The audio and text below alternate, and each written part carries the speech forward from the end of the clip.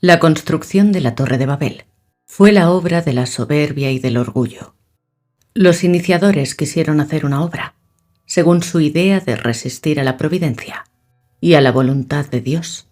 Cuando los descendientes de Noé se multiplicaron en gran manera, los más entendidos y presuntuosos de ellos se reunieron y determinaron hacer una obra tan grande y tan extraordinariamente fuerte que fuera la admiración de todos los tiempos.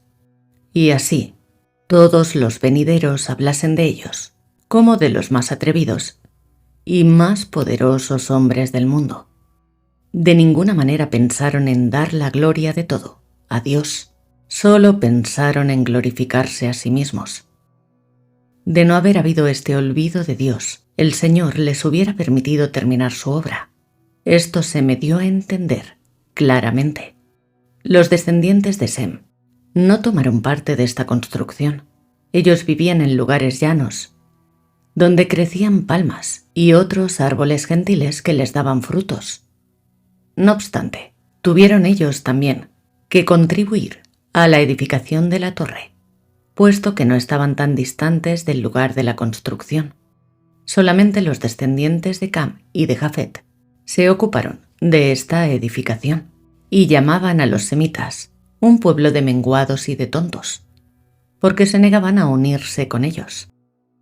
Los semitas no eran tampoco tan numerosos como los de Cam y Jafet. Entre los semitas formaban una raza más preservada, los descendientes de Heber y luego de Abraham. Sobre Heber, que no tomó parte en la construcción de Babel, puso Dios sus ojos para separarlo a él y a su descendencia de la común corrupción del mundo y hacerse de esta raza un pueblo más santo. Por este motivo, Dios dio a este pueblo un idioma santo que no tuvo otro pueblo, para que se mantuviera separado de los demás. Este idioma era la pura lengua caldea, la lengua madre, que hablaron Adán, Noé y Sem. Fue otra, y de ella no queda sino algo en cada una de las lenguas diversas existentes. Las primeras puras hijas de esta lengua primitiva son los idiomas de los bactrios, el zen y la sagrada lengua de los indos. De estas lenguas aún hay palabras, como en el bajo alemán de mi pueblo nativo. En este mismo idioma está escrito el libro que yo veo aún existente en el actual Ctesifonte, en el Tigris. Heber vivió en los tiempos de Semiramis. Su abuelo Arfaxad fue el hijo de elección del patriarca Sem, lleno de inteligencia y buen juicio. Desgraciadamente se derivaron muchos errores más tarde de sus enseñanzas y culto idolátrico, y aún muchas artes de magia.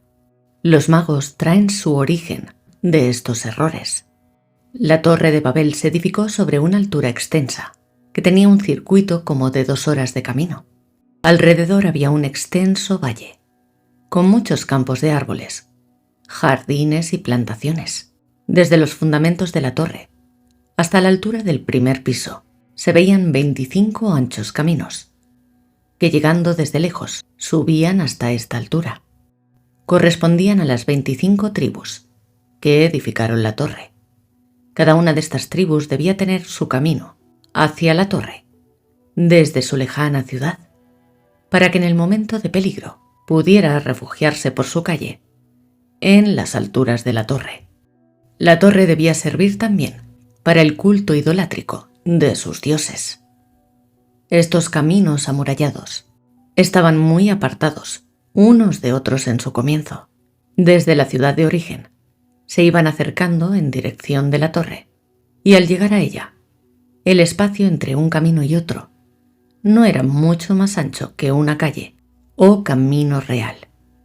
Antes de su terminación, estaban estos caminos trabados entre sí, con arcos transversales, y desde aquí había, entre cada 2 caminos, una puerta ancha como de 10 pies, que daba a la base de la torre. Cuando estos caminos se acercaban a la torre, estaban reforzados por una serie de arcadas, con aberturas al través, y más cerca aún de la base de la torre, por una doble serie de arcos, uno sobre otro, y por encima de ellos. Se podía caminar en torno de la torre. Estos caminos servían para reforzar los fundamentos de la misma torre, como las raíces de una planta, y también para subir el peso de los materiales de construcción que se traían a todos los lados de la torre. Entre estos caminos, que eran como raíces de la torre, había muchas habitaciones subterráneas amuralladas. He visto que vivía una multitud grande de gente en tiendas de campaña, además de las que habitaban en los huecos subterráneos y habitaciones que había en la base misma de la torre. Era un ir y venir, un movimiento extraordinario y febril, cual las hormigas en sus hormigueros. Camellos, elefantes y asnos, en cantidad inmensa, subían y bajaban por los caminos, tan anchos que podían encontrarse sin molestarse unos a otros. A lo largo del camino había sitios para cargar y descargar, así como depósitos para forraje y descanso de los animales. He visto que muchos de estos animales subían y bajaban por los caminos, sin hombres que los guiasen. Los caminos que había en la base de la torre llevaban a un laberinto de entradas, salas, pasadizos, escaleras y cámaras. De esos subterráneos de la torre se podía, por medio de escalones abiertos en las paredes, subir por todos lados a lo alto de la torre. Desde la terraza del primer piso se abría un camino exterior que corría en forma de caracol en torno al edificio. El interior de la construcción estaba lleno de sólidos sótanos, de cámaras y pasadizos en todas direcciones. La edificación se llevaba a término con uniformidad de todos lados, hacia el centro, donde en principio había una gran tienda de campaña. Edificaban con ladrillos. He visto, sin embargo, que arrastraban también grandes piedras labradas de otros lugares. La parte exterior de estos caminos, que subían a la torre, tenían un color blancuzco y resplandecían con los rayos del sol. Desde lejos presentaban un espléndido espectáculo. La torre estaba edificada con arte exquisito, y se me ha dicho que la hubiesen podido terminar, y que subsistiría aún ahora, como un hermoso recuerdo de la fuerza de la unión de los hombres, si la hubiesen emprendido, teniendo en cuenta a Dios y su gloria. Pero ellos no pensaban en Dios. Era la obra de la pura soberbia humana. En el interior de las bóvedas dejaban grabadas con piedras de diversos colores, en grandes letras, los nombres de los que habían contribuido mayormente a la edificación. Y en las columnas figuraban las alabanzas de sus hechos y proezas. Estas gentes no tenían reyes, sino patriarcas, que gobernaban según ciertos acuerdos que tomaban entre sí. Las piedras que usaban estaban cortadas de modo que al colocarlas se unían perfectamente entre sí. Todo el mundo trabajaba en la obra. He visto que habían abierto canales y cisternas para el agua, y que las mujeres pisaban el barro y la mezcla con los pies. Los hombres llevaban los brazos y el pecho descubiertos cuando estaban en el trabajo. Los más nobles tenían sobre su cabeza una especie de gorra con un botón. Las mujeres llevaban la cabeza cubierta. La torre había subido ya tanto que de un lado se sentía un frío intenso por la sombra que proyectaba, y del otro, un calor notable por el reflejo del sol sobre los caminos y murallas del edificio. Habían trabajado ya por espacio de 30 años y apenas habían llegado al segundo piso de la enorme torre. A estas alturas, trabajaban en el interior del edificio, haciendo las columnas en forma de torre y grabando sus nombres con piedras de colores y las proezas de sus tribus respectivas, cuando de pronto se introdujo la confusión. No eran obras muy artísticas estas grabaciones en piedra, pero muchos se fijó con piedras de diversos colores, y en los nichos se colocaron también figuras y estatuas. Entre los maestros y dirigentes de la obra he visto aparecer a Melquisedec, que les pidió cuenta del modo que procedían y les anunció el castigo de Dios si no cambiaban de conducta. Ya desde entonces comenzó la confusión de ideas. Muchos que hasta entonces habían trabajado en paz y concordia comenzaron a gloriarse de sus obras, de su saber y de su aporte a la empresa, y a pretender exenciones y privilegios, formando partidos unos contra otros. Contra estos se levantaron protestas, enemistad y, por fin, abierta guerra. Al principio pareció que eran solo dos, las tribus descontentas y rebeldes, y se determinó refrenarlas. Pero pronto se vio que todos estaban desunidos. Riñeron entre todos, hubo muertos y heridos, no se entendieron, se separaron y se dispersaron por toda la redondez de la tierra. He visto que los descendientes de Sem fueron más al mediodía, donde vivió Abraham. He visto en esta ocasión que un hombre bueno no se apartó por entonces de Babel, sino que permaneció por causa de su mujer, entre los malos del lugar. Este hombre fue el origen de los semanes, que más tarde fueron oprimidos por Semiramis, hasta que los libró y los sacó del lugar el mismo Melquisedec, llevándolos a la tierra prometida. Cuando yo veía desde niña la torre de Babel, no podía imaginarme lo que podría ser, y desechaba esa visión, porque no había visto más que las casitas de mi pueblo, donde la puerta sirve también de escape al humo de la cocina, y la ciudad de Cosfel. A veces pensé, en mi simplicidad de niña, que eso debía ser el cielo, pero puedo decir que siempre he visto esta torre de la misma forma como ahora. Más tarde, he visto el aspecto de la torre, como estaba aún en tiempos de Job. Uno de los principales jefes de la edificación de la torre fue Nemrod, que más tarde fue tenido por Dios, bajo el nombre de Belo. Fue el antepasado de Derketo y de Semiramis, que recibieron veneración como diosas. Este mismo Nemrod edificó la ciudad de Babilonia, con las piedras de la torre de Babel, y Semiramis terminó en sus tiempos esta obra. Nemrod puso también los fundamentos de la ciudad de Nínive, introduciendo la costumbre de poner bases de material a las habitaciones y tiendas de campaña. Fue un renombrado cazador y un tirano en su gobierno. Había por aquel entonces grandes y temibles animales que causaban daños y devastaciones. Por esto las expediciones contra estos animales eran casi como las expediciones guerreras contra los enemigos. Los que lograban matar animales más dañinos y fuertes eran tenidos por semidioses. Nemrod forzaba a otros hombres a someterse a su tiranía. Ejercía culto de idolatría, estaba lleno de crueldad, practicaba la magia y tuvo mucha descendencia. Llegó a la avanzada edad de 270 años. Tenía una tez amarillenta. Desde joven llevó una vida salvaje.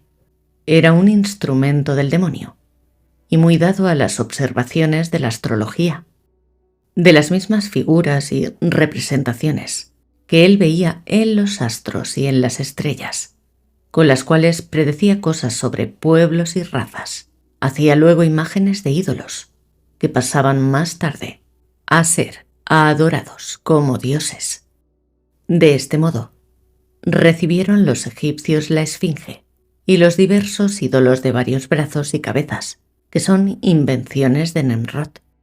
Por 70 años estuvo Nemrod empeñado y preocupado con estas visiones diabólicas, formando luego con ellas el culto de los ídolos y los sacrificios, e instituyendo la casta de los sacerdotes para este culto idolátrico. Por medio de su ciencia diabólica y por la violencia que ejercía, había logrado sujetar a las demás tribus y llevarlas al proyecto de la construcción de la Torre de Babel. Cuando se declaró la confusión de las lenguas, muchas tribus se separaron de su dominio y las más depravadas de ellas se dirigieron al mando de Misraim, a las tierras de Egipto. Nemrod edificó entonces Babilonia, sujetó a su tiranía a las demás tribus de los alrededores y fundó el reino babilónico. Entre sus numerosos hijos se enumera a Nino y a Derketo, que después fue tenida por una diosa. Desde Derketo a Semiramis he visto que pasaron 3 generaciones, sucediéndose una hija de la otra.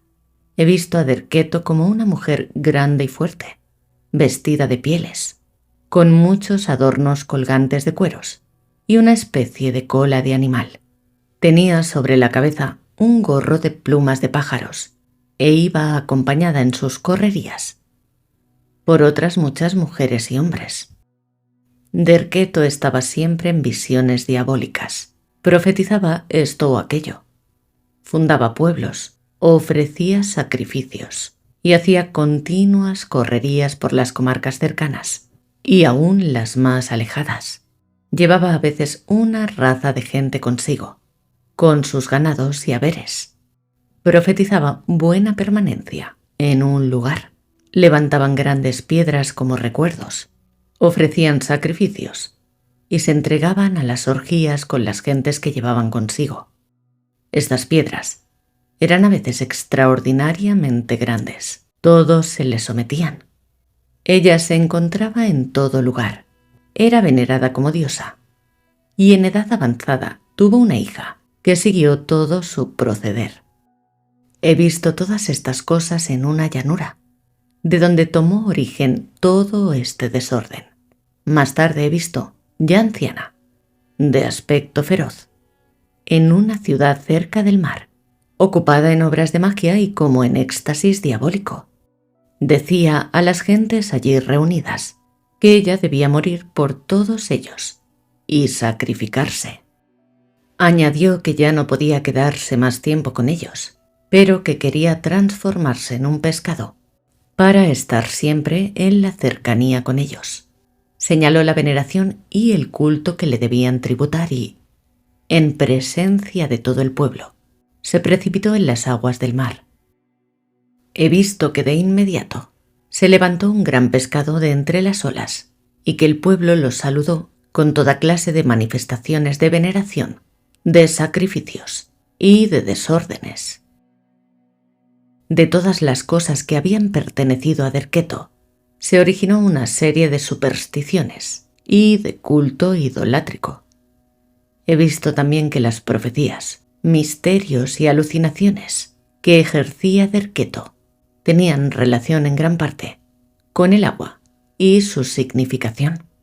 He visto surgir a otra hija de Derketo desde una pequeña montaña. Pronto debía ganar influencia y poderío. Esto sucedía todavía en tiempos de Nemrod. Eran de la misma raza. A esta hija de Derketo la he visto obrar con todo como su madre, y aún más desenfrenadamente. Hacía a menudo largas correrías para cazar fieras con grande acompañamiento de gente, y a veces a cientos de millas, en comarcas lejanas. Entretanto ofrecía sacrificios, ejercía la magia y adivinaba el futuro. Fundaba poblaciones en diversos lugares y establecía el culto idolátrico por doquiera. A esta la he visto arrojarse a las aguas luchando contra un hipopótamo de gran tamaño. A su hija, Semiramis, la he visto en una alta montaña, rodeada de riquezas y tesoros del mundo, como si el diablo se las mostrase para dárselas, y luego he visto cómo contemplaba la corrupción de su raza en la ciudad de Babilonia. En los primeros tiempos estos estados de posesión diabólica eran en muchos en general tranquilos, sin ruido. Más tarde se hicieron mucho más manifiestos y violentos. Estas personas se convirtieron de este modo en jefes y conductores y fueron tenidos por dioses. Introdujeron toda clase de prácticas de culto, según sus falsas visiones. Exteriormente, hacían toda clase de grandes empresas, con arte, usando la violencia. Como estaban llenos de una ciencia diabólica, inventaron cosas maravillosas. De este estado nació en un principio una casta de señores y sacerdotes, más tarde solo sacerdotes. En los primeros tiempos, he visto más mujeres que hombres, con estas malignas influencias, que actuaban de común acuerdo en la ciencia y en el obrar. Muchas cosas que se cuentan de estas personas son deformaciones de sus estados extáticos, magnéticos y diabólicos, y según hablaban, adivinaban y enseñaban como verdades las alucinaciones que sufrían por arte del demonio. También los judíos ejercitaban en Egipto muchas de estas artes ocultas. Moisés las desarraigó y fue el verdadero vidente de Dios. Entre los rabinos quedó parte de esta enseñanza secreta, que fue privilegio de sus sabios. Esto degeneró con el tiempo, entre el pueblo ignorante, en prácticas bajas que acabaron en brujerías y en diversas supersticiones. Todo esto proviene de la única fuente diabólica, del árbol del mal y del reino de las tinieblas. Estas representaciones las veo como oscuras nubes sobre la tierra, muchas veces debajo de la misma tierra. En el magnetismo hay bastante elemento de este poder oculto. Para estos primeros servidores de los ídolos, era el agua cosa muy sagrada. En todos sus cultos y ceremonias intervenía el agua. El principio de sus visiones diabólicas se obraba observando dentro del agua. Tenían depósitos particulares de agua sagrada. Más tarde, este estado de alucinación se volvía permanente y tenían visiones aún sin el agua. En cierta ocasión pude observar cómo veían sus malas visiones. Era cosa sumamente curiosa. He visto debajo de las aguas, como si estuviese allí el mundo exterior, con todas las cosas, tal como están a la vista. Solo noté que estaba todo como velado y en una esfera de malicia. Así veía un árbol bajo el árbol, que estaba arriba, una montaña correspondiente a la de arriba, el mar bajo el mar. De este modo estas mujeres, con la influencia del demonio, veían todas las cosas de la tierra, las guerras, los pueblos, los peligros. Pero no se contentaban con ver las cosas, como sería ahora, sino que de inmediato obraban según las visiones que habían tenido. Veían un pueblo y pensaban, podemos dominar a estas gentes y sujetarlas a nosotros. Es posible asaltar aquella ciudad. Más allá, es conveniente fundar una fortaleza o una población. Veían hombres o mujeres de superior categoría y mejor raza, y estudiaban el modo de seducirlos y corromperlos. En una palabra, todas las malas obras que ejercían las tenían previstas por estas visiones diabólicas. Así Derketo vio de antemano que debía echarse al agua, que se cambiaría en pez y que sería adorada. Y lo hizo como lo había visto con anticipación. Así sus mismas orgías y desórdenes los veía de antemano. Luego, los ejecutaba según le eran mostrados. La hija de Derketo vivió en un tiempo en que se construían grandes diques y largos caminos. Hacía correrías lejanas hasta el Egipto, y toda su vida fue una constante cacería y asaltos. Una banda de los suyos fue la que robó y asaltó en Arabia al paciente Job. Las artes diabólicas de magia y de visiones tomaron gran incremento en Egipto. Los que las ejercían estaban tan metidos en ello que se veían a las brujas en curiosos asientos, delante de toda clase de espejos, en las cámaras de los templos, y centenares de hombres grababan en las piedras de las paredes subterráneas estas imágenes y visiones que les interpretaban los sacerdotes idólatras.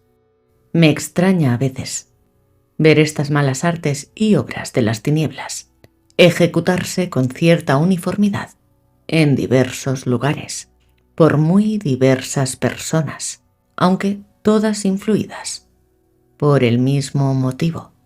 Solo se diferencian en las diversas costumbres y malas tendencias de los pueblos.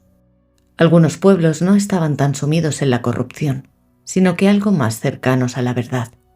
Tales eran las familias de Abraham, las tribus de las cuales descendían los reyes magos, como asimismo los que observaban los astros en la Caldea y los secuaces de Zoroastro en Persia. Cuando Jesús vino a la tierra y ésta se vio bañada con su sangre preciosa, disminuyó muchísimo la fuerza diabólica y sus manifestaciones se volvieron más débiles. Moisés fue desde su niñez un vidente, pero lo fue según Dios, y se guiaba por las cosas que veía, porque venían de parte de Dios. Derketo, su hija, y su nieta Semiramis llegaron a una edad muy avanzada, según aquellos tiempos. Fueron de recia contextura, grandes, fuertes y de una estatura que hoy casi nos infundiría espanto. Fueron extraordinariamente osadas, temerarias, atrevidas en sobremanera, y procedían siempre con gran seguridad, ya que por obra del mal espíritu veían de antemano los acontecimientos.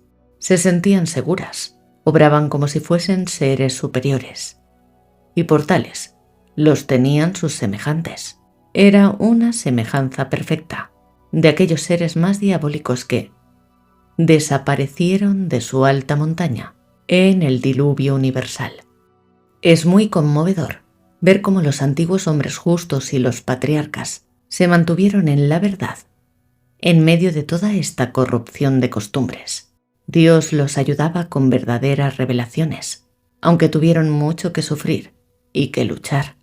Así llegó, por caminos difíciles y escondidos, la salud a los hombres. En el transcurso de los siglos, a pesar de que aquellos servidores del demonio, todo les salía según sus deseos y depravadas inclinaciones. Yo estaba muy triste cuando veía la enorme extensión del culto, de los falsos dioses y diosas, y la gran veneración que había ganado en el mundo, y veía, por otra parte, la pequeña porción de los devotos de María, entonces figurada en aquella nube del profeta Elías. Estas visiones las tuve en ocasión de que Jesús disputaba con los soberbios filósofos de Chipre, que trataban de exaltar sus falsas doctrinas. Contrastaba con la soberbia de ellos la humildad de Jesús, el cumplimiento de todas las esperanzas del mundo, que estaba ante ellos, enseñándoles pacientemente, próximo ya a la muerte en la cruz, por los hombres. No era esto más que la historia de la verdad y de la luz que quiere penetrar en las tinieblas. Lo más triste es que las tinieblas no quieren recibir esa luz, lo cual pasa hasta en nuestros días. Pero la misericordia de Dios es infinita. Yo he visto que en el diluvio universal muchos hombres se convirtieron en los momentos de espanto y de terror al verse perdidos, y lo que pasaron en el purgatorio. Muchos de ellos fueron sacados por Jesús en su descenso a las zonas inferiores. He visto también que muchos árboles fueron desarraigados durante el diluvio y perecieron, pero también hubo los que quedaron con sus raíces hincadas en el suelo, que volvieron a florecer.